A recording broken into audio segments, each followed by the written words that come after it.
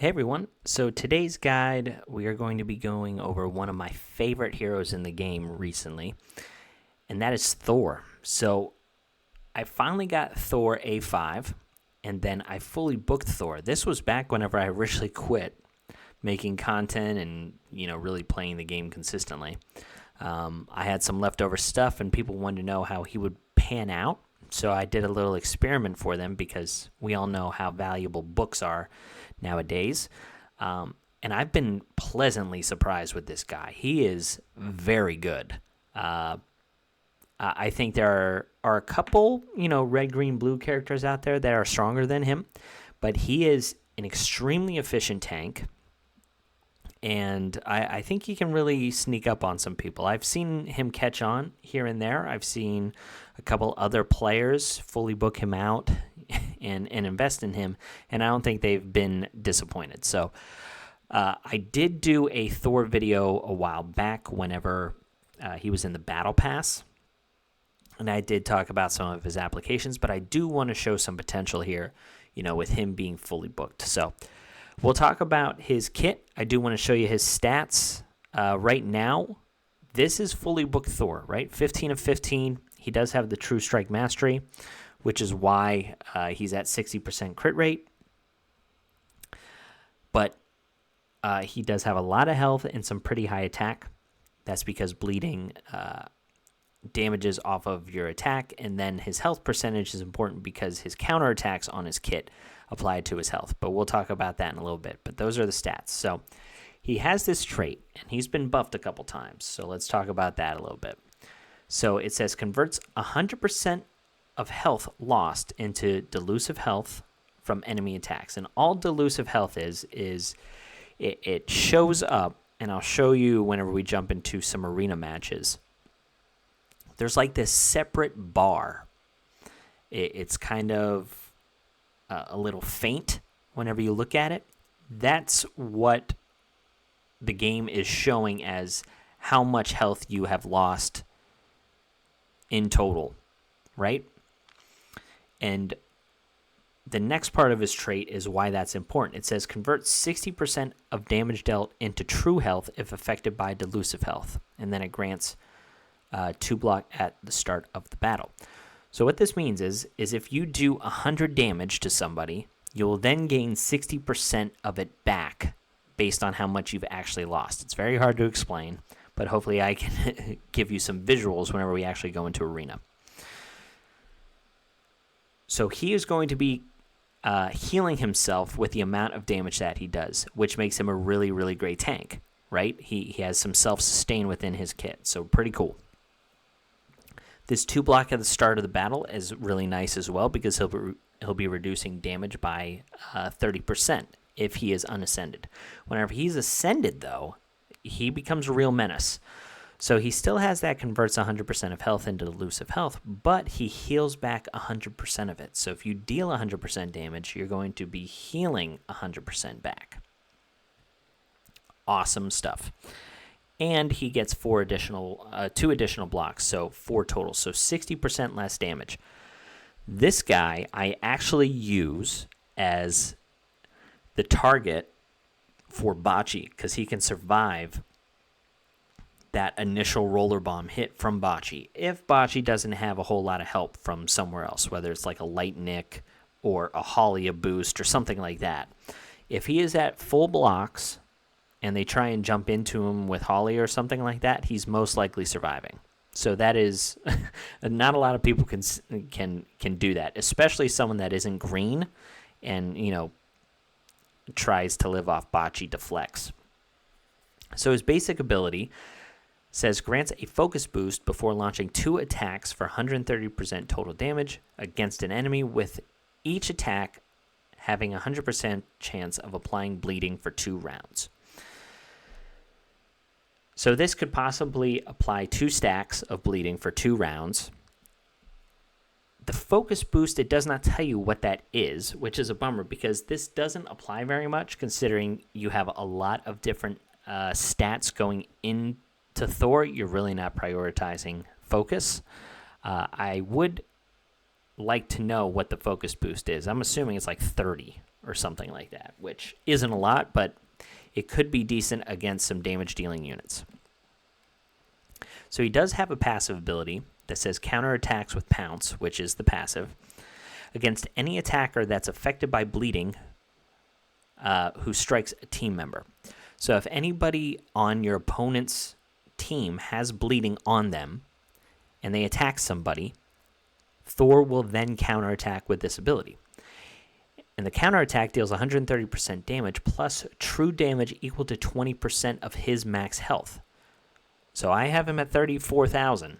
So 20% is a really nice chunk of damage whenever you're counterattacking on top of what his damage stats are showing. And then they'll also be taking some bleeding damage. So this is where a lot of his value comes in, which is why I'm prioritizing health over attack or crit damage. Your counterattacks are going to be doing a lot of damage because of the true damage based on his health, which is going to account for a lot of healing because of his delusive health in his trait. A lot of things to keep up with, I know, but it's going to make more sense in application. So this is another thing that they changed with Thor's buff, which has made him strong. So his ultimate ability, Blood Moon, deals 220% damage to the target while ignoring all positive effects, plus a bonus Lunar Instinct combo against all enemies. And Lunar Instinct does 110% damage to all enemies and applies an unblockable bleeding to the target for 2 rounds. So this is an AoE, so he's going to put up bleeding on everybody for 2 rounds, which is going to help him counterattack with his passive. It's unblockable, so you don't need focus there. And it's ignoring all positive effects, and Lunar Instinct is now also ignoring positive effects on the main target. This was a change that was really needed because of heroes like Light Nick or Dark Nick. If you brought them down to 1% and then they put up their unkillable or something like that, Lunar Instinct wouldn't ignore those positive effects, and his ultimate was kind of useless. But now, since they fixed that, it's been a lot better. So very, very strong hero nowadays. So his Masteries, he does get speed, which sucks. I wish this was something else. But the True Strike is actually fairly useful for Thor because you have so many different stats that you need on him to keep him tanky, which is part of the True Strike video I made not too long ago. But this speed aspect is not super great, at least with the way that I have him built. And I don't know if that's the right way to do it or not, but it's really hard to get enough health and then also have him, fast or whatever while being able to tank. But there might be a different way to build him. One other thing to mention, he does have a leader ability for PvP where all team members get health increased by 15%. That's a pretty cool trait. The gear that I have him in is Dragon Scale Guard, which is used for most tanks, whether it be bruisers or just support tanks. So he does have some damage stats on there, as well as survivability. So this one, he's got attack and health, some defense and resistance. This is an okay sword for him. It's not great. I would actually prefer more damage stats, but this is still good in regards to tankiness. We have attack, health, crit damage, and then some additional crit damage on his helmet. Again, it's okay. I much prefer kind of health in that regard. Here, we don't even have, glyphs on some of this stuff, but we have attack percentage, health, and then some precision. So definitely some room for improvement there. He is in health percentage boots, and then he has crit damage and attack percentage on the boots here. He is in health percentage ring with some really nice substats with crit rate, attack, and crit damage, and then health percent necklace with crit rate, attack, and then some meaningless substats. So definitely some room for improvement for my Thor stats. He is in attack percentage relic here for the crest. He does get some additional attack on his counterattacks from his passive. His passive, I believe, counts as a special ability. At least I hope it does. And then we have some damage dealt based on lost lost health and current health. So a decent relic. He's in a health percentage tome where he gets additional attack in PvP. He receives less damage from Dark Heroes. I do like to use him against some LDs. Anytime they bring in a Light Nick or a Dark Nick, it's definitely nice to have. And then I have some additional damage against Water Heroes. He can usually out-survive a Nero. If he's the only one left, versing like an Atara or something, it's going to get a little difficult, but he's still a really nice solid tank. And then attack percentage on the Grail as well. So that's what we got. His glyphs, he has some decent speed, which is weird. He gets some okay health. Like I said, he's Ascend 5, so he's getting that attack, health, speed, and defense, along with his trait, and he is fully booked. Okay, so let's jump into some arena battles, and we'll show you, what Thor can do here. All right, so what we'll do is we will bring in a little jump spell here, and we'll show you what the counterattacks from Thor, what they can do, and as well as his ultimate ability, putting up the unblockable bleeding. So, Mathasia is usually built with really high resistance, but because of his ultimate and his lunar instinct, putting up those unblockable bleedings, what's going to end up happening is anytime any of these guys come in and try and attack, Thor will end up counterattacking. So the reason why I did that was because Bran was going to clear all this. So here, Bran the Brilliant, and there's the counterattack. 8,000 damage from the counterattack in true health. So 5,000 from the actual damage, and then 8,000, so like 13,000 on each counterattack. Pretty cool. So then on top of that, you have heroes like Bran the Brilliant that you couldn't really see there, but he ended up having a unkillable on him. We'll try and get that back around where you can see Thor's ultimate ability actually ignoring that. So there's the counterattack on the Geralt. Just big damage on the counterattack. And as you're seeing here, like, he's at full health, even though Bran the Brilliant hit him.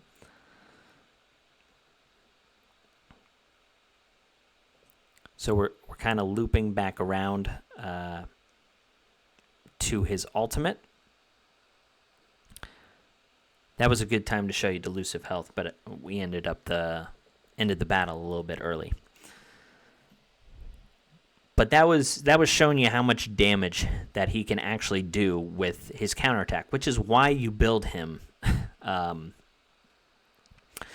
pretty high health, is because even though his counterattack was doing like 6,000 damage based on his stats, because of his health, that applies him a lot of tankiness, a lot of sustain with his Delusive Health and healing back up. All of those things are really relevant for Thor. So you get the most of his damage out of the health, true damage percentage that's calculated from his trait. So we'll just do the same thing here. We'll go in and attack Desdemona, put up those bleeds. So whenever she tries to become a jerk with her ultimate ability, Thor's going to go in there. Oh, yeah, she can't be counterattacked because she's an LD, of course, so let's just kill her. Here you'll see the counterattack against the Holy Armor Virgil. Just huge damage. Like, it's really cool. And because of his blocks, he's able to survive, some pretty strong attacks. But that's basically his application. He's in there as a bruiser. I want to see a team that has a little bit more damage because I want to show you the Delusive Health. So let's bring in somebody like just like a Jacob or something, along with Thor, and we'll show you how much damage he can kind of sustain here.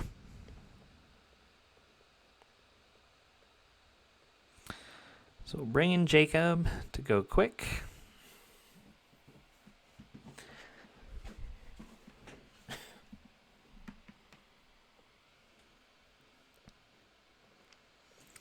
Skip on over to Thor. Here, if we have enough damage, I don't know how tanky this Hyam is, but what you'll see, let's see if it triggers. Yeah, he's not going to have enough. If we would have triggered that unkillable, he would have ignored that on his ultimate ability. Okay, so here we're counterattacking against Zoltan. Like I said, 8,000 damage on the counterattack, right? Pretty cool stuff. I do want to show the delusive health. So right there, you can see it in this kind of it's grayed out area. But that is how much damage he's taken, and then you see he gains that additional damage back. That additional health. So that's keeping him healthy here, which is really cool. So it goes back in, big counterattack damage, like I said. See, full health.